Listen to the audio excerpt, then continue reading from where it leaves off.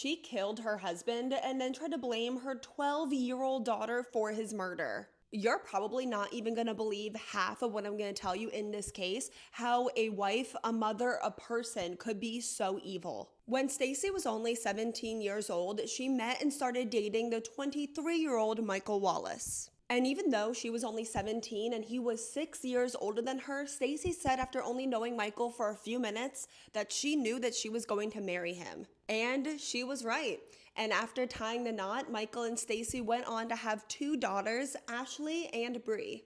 And for a while, Stacey and Michael had a seemingly happy, normal life until problems started to pop up in their marriage. They were fighting constantly. Michael spent a little time in jail after getting multiple DUIs, and Stacey was also accusing him of cheating. So they were actually planning to get a divorce. The plan was to tell their 2 very young daughters that they were getting a divorce after the holidays, like let them have one happy Christmas, but they never got the chance. Because that winter, Michael got really seriously sick and no doctor could figure out what was wrong with him. And then on January 11th of the year 2000, Michael's 2 daughters came home and found him on the verge of death. An ambulance was called and Michael was rushed to the hospital, but he tragically passed away on the way to the hospital. His cause of death was believed to be a heart attack, but he was only 38 years old, so this was very sudden and unexpected. It's just very rare for someone in their 30s to die from a heart attack. Michael's parents wanted to do an autopsy, but his wife Stacey refused. She buried him and cashed in on his life insurance policy. And a year later, Stacey was already in a new relationship. David Castor was also a single parent. He had a son that he was very close to. David and Stacey married in 2003, but only 2 years later, tragedy struck again. On August 22nd, 2005, Stacey called 911 because she was worried about her husband. She said they got in this big fight, so David went and locked himself in their bedroom. He didn't go to work and had been pretty much locked in their bedroom for over 24 hours. Police came and they knocked down the bedroom door and they found David dead, face down in his bed, surrounded by throw up.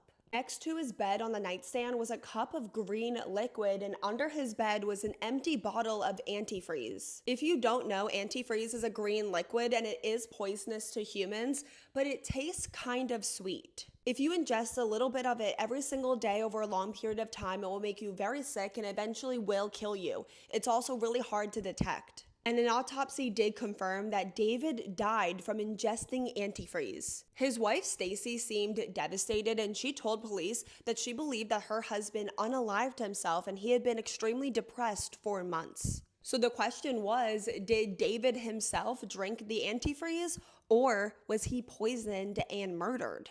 They checked the glass of antifreeze that was on the nightstand, and the only fingerprints on the glass belonged to David's wife, Stacey. So very quickly, she was looking like a suspect. And even worse for Stacey was in David's will, he left everything to Stacey and Stacey's 2 daughters, even though he honestly wasn't that close to Stacey's 2 daughters, and he didn't leave anything in his will to his son, who he was extremely close to. So was this a fake will? Did Stacey forge this will? So the police are definitely looking at Stacey, and it was even more suspicious when they discovered that Stacey's first husband, Michael, also died unexpectedly under very mysterious circumstances. Stacey actually buried her 2 husbands next to each other, even though they never met. It was like she's collecting dead husbands. They exhumed her first husband, Michael's body, and finally gave him that autopsy, and it was confirmed that Michael had also been poisoned by antifreeze. The walls are really coming in on Stacey now, and she knows that she's a suspect, so she starts looking for a way out of it. She's looking for someone to blame.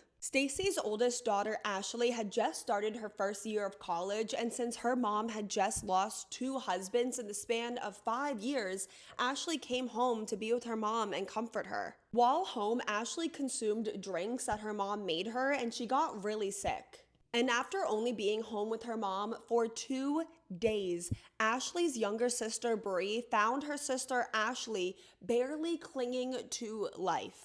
And on a 911 call, their mom, Stacey, said that her daughter, Ashley, had taken a bunch of pills and tried to unalive herself. Next to Ashley was a typed note where she confessed to killing her dad, Michael, her stepdad, David. She said her mom was innocent and that she was going to unalive herself because she couldn't live with the guilt of what she did. Ashley was rushed to the hospital and she miraculously did survive. The doctor said that if her sister Bree had found her 15 minutes later, that she would have likely died. When questioned, she had no idea about a note. She was adamant that she never killed anyone and said the last thing that she remembered was taking a drink that her mom gave her.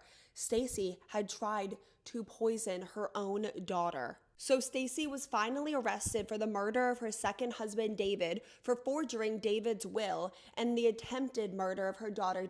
Stacey was never charged with her first husband, Michael's murder. And in her trial, her defense was to keep blaming her daughter, Ashley, for both of her husband's murders. And this is absolutely one of the most disgusting things I've read in such a long time. Not only did Stacey try to kill her own daughter, but now she's blaming her daughter for her own father's murder and her stepdad's murder. Ashley would have only been 12 years old when her dad died. It took the jury 4 entire days to come back with a verdict, and when they did, they found Stacey guilty of all charges and she was sentenced to 51 years in prison. But there's still so many unanswered questions. Why did Stacey do all this? Why did she kill Michael? Why did she kill David? Was the motive all money, or did she just never have a heart to begin with? We will never know because Stacey maintained her innocence until the day she died in 2016 at the age of 48 years old from a heart attack. All of my love goes out to her daughters, Ashley and Bree, in their journey of healing. All my love also goes out